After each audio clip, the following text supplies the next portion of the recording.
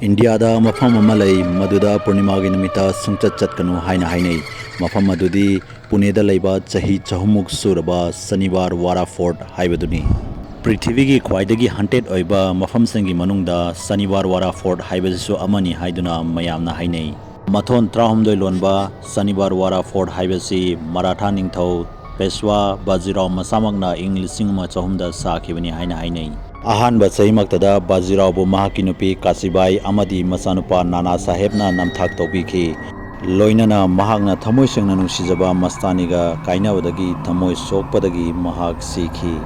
numit adudagi Saniwar Wada Forta ningthou khubam munabagi damakta lan kayama thoki amadi Saniwar Wada Fort asi mangthakhi loinana ing lising amaga chanipanga kunipanda fort asi yam sathina maina sakhibdagi ayamba ut onduna tumki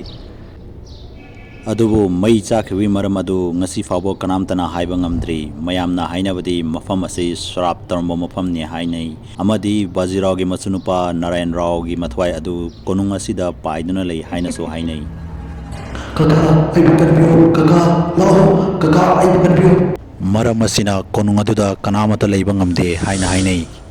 Narayan Rai gi aroiba wahai adu konung aduda ninduna lei amadi mayamna taba yaunare hainasu hainai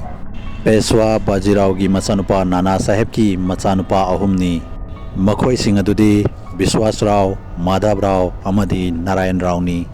Nana Sahebna laikidraba matungda mahaki machanupa Biswas Rao bu Peshwa gi khubam hapki adubu Nana Saheb ki manaunupa Raghuba haina su khangnaba Raghunath Rao na yamna pelamde amadi sauninglammi Biswas Rao Panipat ki ahum suba landa sikhirami mahakna sikhiba adu Madhav Rao na mahaki maramdagi sikhibani haiduna nungaimandabadagi mahaksu sikhirami maram aduna chahi 33 fariba Narayan Rao bu Peshwa gi khubam hapki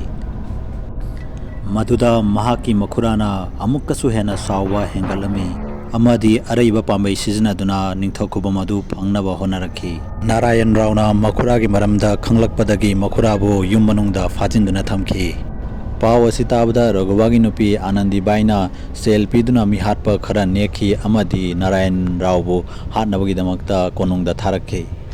Narayan Rao na tumlingida mahaki konungda makhon khara tarakpadagi haugalakhi adubu mahaki kamanungda mi hatpa sing adu changduna leirami madu uda mahangna mahaki makhura gi manaktamna chenkhi kaka lao kaka ai bikarbiyo adubu mi hatpa sing aduna mahaku pharaga hatokhi kaka malaya bachao haibdi kaka aibu kanbio haiba wahi asi ngasi pabo konung aduda ninduna lei haina hairi Narayan Rao bu hatokla matungda mahaki masadu matu kaktatuna turenda langthoki haina hainai maram aduna ngasi pabo Narayan Rai gi matwai adu konung aduda paiduna lei haina su mayamna hainai